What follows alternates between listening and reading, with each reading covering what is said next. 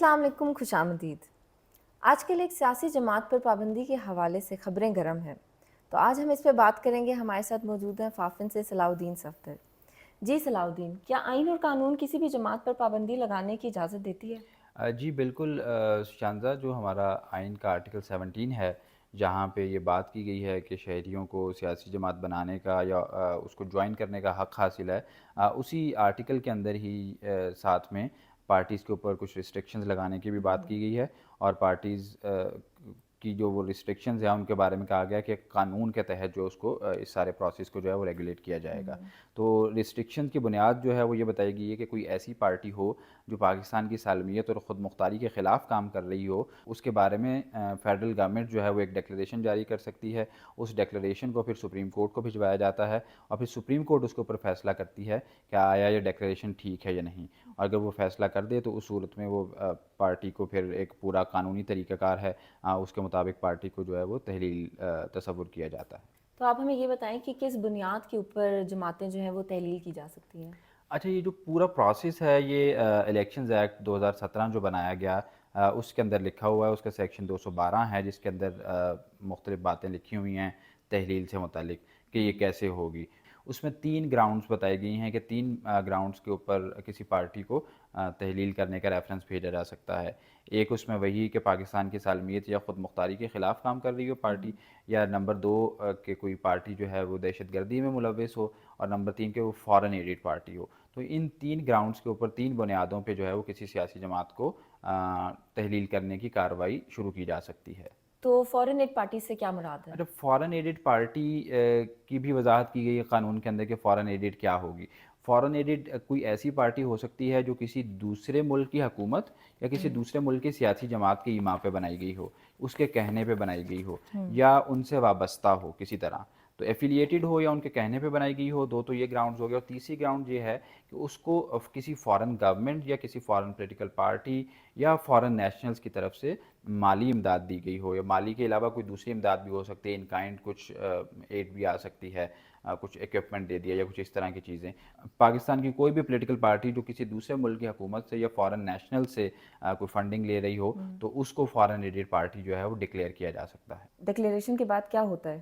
اچھا، جب federal government declare کر دیتی ہے کہ کوئی پارٹی جو ہے، پہلے تو یہ جو اوپر ہم نے 3 کنڈیشنز پڑھی ہیں، اس کے بارے میں ایک ڈیکلریشن جاری کرنا ہوتا ہے فیڈرل گورنمنٹ کو کہ یہ کام ہے، یہ چارج شیٹ جو ہے وہ ہم پولیٹیکل پارٹی کے اوپر عائد کر رہے ہیں۔ تو وہ ڈیکلریشن جب آ گیا تو اس ڈیکلریشن کو 15 دن کے اندر جو ہے وہ سپریم کورٹ کو بھیجنا ہوتا ہے فیڈرل گورنمنٹ نے، اور پھر سپریم کورٹ جو ہے وہ اس کو سنتی ہے، اس کے اوپر پارٹیز کو جو ہے وہ موقع دیتی ہے کہ وہ آئیں اپنے آپ کو ڈیفینڈ کریں۔ اس کے بعد پھر جو ہے وہ اس ڈیکلریشن کے اوپر جو ہے وہ سپریم کورٹ اپنی فائنل ورڈکٹ جاری کرتی ہے۔ وہ فائنل ورڈکٹ 2 صورتوں میں ہو سکتا ہے کہ آئدر تو وہ اسے کنفرم کر دیں گے کہ ہاں جی یہ بات ٹھیک کی ہے فیڈرل گورنمنٹ نے، جو ان کے اوپر الزام لگایا گیا پارٹی کے اوپر وہ ایسا ہی ہے، تو اس صورت میں وہ پارٹی ڈیزالو ہو جائے گی۔ ادروائز جو ہے دوسری صورت یہ ہو سکتی ہے کہ اس کو ریجیکٹ کر دیں۔ کوئی تیسری صورت جو ہے وہ قانون میں بیان نہیں کی گئی، تو either supreme court can confirm the declaration, اور یا پھر جو ہے وہ اسے وہ ریجیکٹ کر دیں گے، وائڈ قرار دے دیں گے۔ اچھا، ہمارے یہاں ہوتا ہے کہ کچھ جماعتیں جو ہے وہ کالعدم بھی کر دی جاتی ہیں، تو کیا آپ یہ بتائیں کہ ڈفرینس کیا ہے کالعدم میں اور تحلیل کرنے میں؟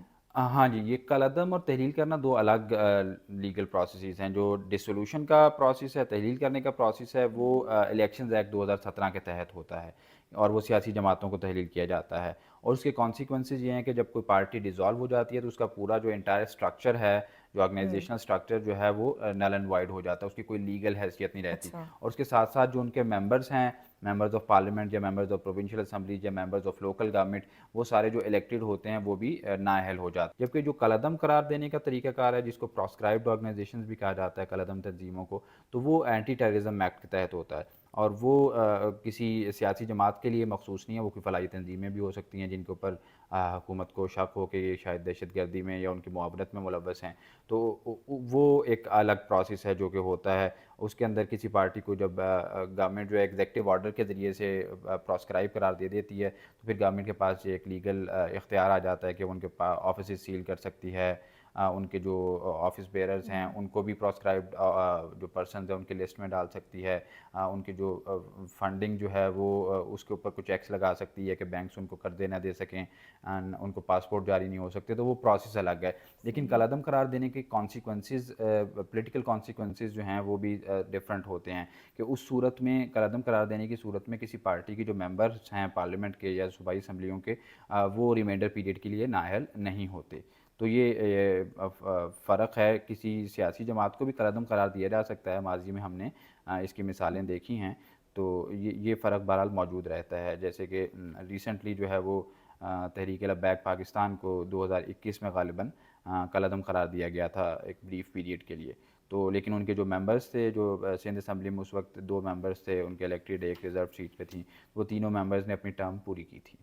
تو یہ جو کالعدم اور تحلیل ہو جاتی ہیں پارٹیز, تو کیا یہ اپیل کر سکتی ہیں, اور اگر کر سکتی ہیں تو کہاں پہ کر سکتی ہیں؟ ہاں جی, جو تحلیل ہونے کا فیصلہ ہے وہ تو چونکہ ہائیسٹ کورٹ آف دا جو کنٹری ہے وہ یہ ڈکلیئر کر رہی ہے, یہ فیصلہ کر رہی ہے کہ اچھا یہ ڈیکلیریشن درست تھا اس لیے یہ پارٹی ڈیزالو ہوتی ہے, تو وہ تو وہاں پہ معاملہ ایک ختم ہو جاتا ہے.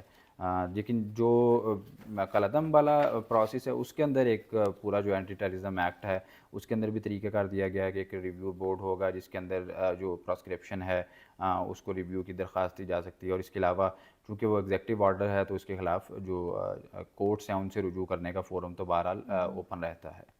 ٹھیک ہے, تھینک یو سو مچ صلاح الدین, آپ نے اتنی انفارمیشن ہمارے ساتھ شیئر کی.